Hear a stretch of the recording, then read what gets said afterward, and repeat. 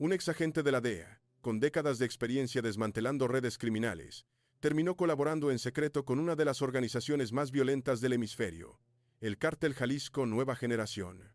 Un hombre entrenado para perseguir criminales que, en silencio, se convirtió en uno de ellos. Y aquí surge la primera pregunta que nadie logró responder a tiempo. ¿Qué lleva a un agente federal a traicionar todo aquello que juró proteger? La segunda es aún más inquietante. ¿Cómo logró operar durante años sin que nadie dentro de su propia agencia sospechara?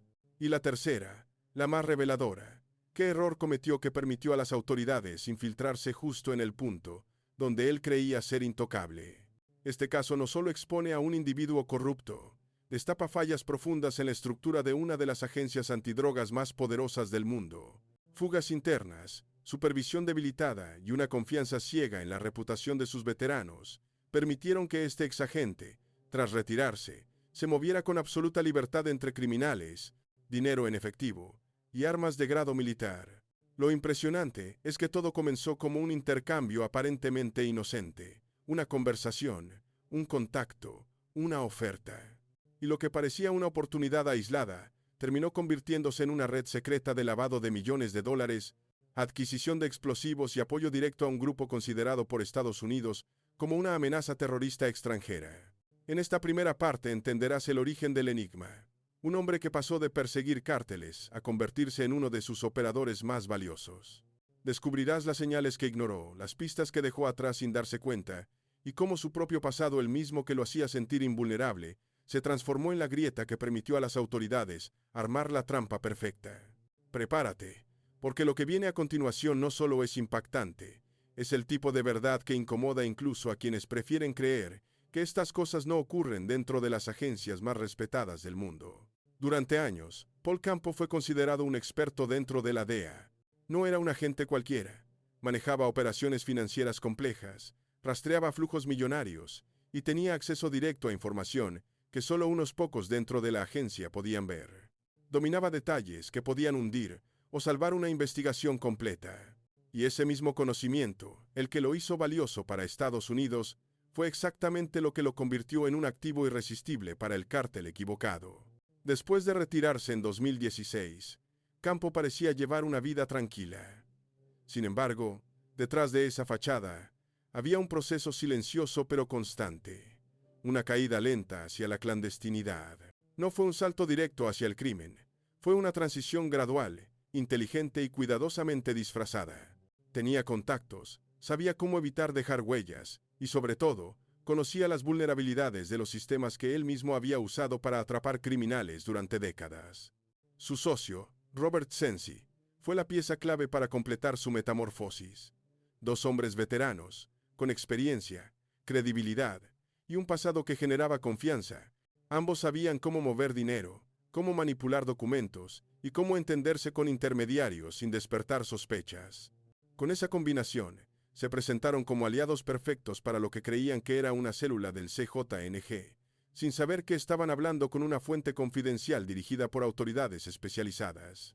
La conversación inicial, que para ellos parecía una simple prueba, terminó siendo el primer paso hacia una red más profunda: lavado de millones, compra de armas y facilidades para enviar droga a Estados Unidos. Campo incluso presumió de su trayectoria en la DEA, convencido de que su experiencia lo hacía intocable. Su error fue pensar que dominaba el juego mejor que nadie. Lo que no sabía, lo que jamás imaginó, era que cada palabra, cada promesa y cada negociación estaba siendo monitoreada. Que sus viejas técnicas de ocultamiento ya no eran suficientes. Que su socio confiaba en él, pero las autoridades también confiaban en que eventualmente cometería el paso en falso perfecto. En esta segunda parte, ya empiezas a ver la magnitud del engaño. Dos exagentes que, creyéndose más astutos que el sistema, comenzaron a construir la operación paralela, que terminaría por destruirlos desde adentro. Y lo más inquietante es que, hasta este punto, seguían convencidos de que nadie los estaba mirando. Aquí es donde la historia deja de ser una simple traición y se convierte en una operación criminal a gran escala. Para este punto, Paul Campo y Robert Sensi ya estaban completamente involucrados, y lo más sorprendente es la frialdad con la que negociaban cantidades que cualquier organización criminal consideraría un tesoro. Sabían exactamente cómo mover dinero sin dejar rastro, cómo disfrazar transacciones y cómo transformar billetes en herramientas de guerra. El acuerdo inicial fue tan ambicioso que ni el propio CJNG habría imaginado un ofrecimiento tan detallado por parte de dos exagentes estadounidenses. Lavar aproximadamente $12 millones para la organización. No era un trabajo improvisado, era un plan calculado al milímetro. Campo y Sensi estaban convencidos de que su experiencia dentro de la DEA los hacía invisibles. Irónicamente, esa misma experiencia era la que los estaba hundiendo sin que lo notaran. Uno de los movimientos que más llamó la atención de los investigadores fue la conversión de $50,000 en efectivo a criptomonedas, una técnica que ambos dominaban gracias a sus años siguiendo rutas de dinero ilícito. Lo que no sabían era que cada una de esas transferencias, cada compra, cada cruce, estaba siendo registrada por los agentes encubiertos que se hacían pasar por miembros del CJNG. Pero el punto decisivo vino con un trato aún más peligroso, un pago equivalente a 220 kilogramos de cocaína, droga que según creían ellos sería distribuida en Estados Unidos por más de $5 millones.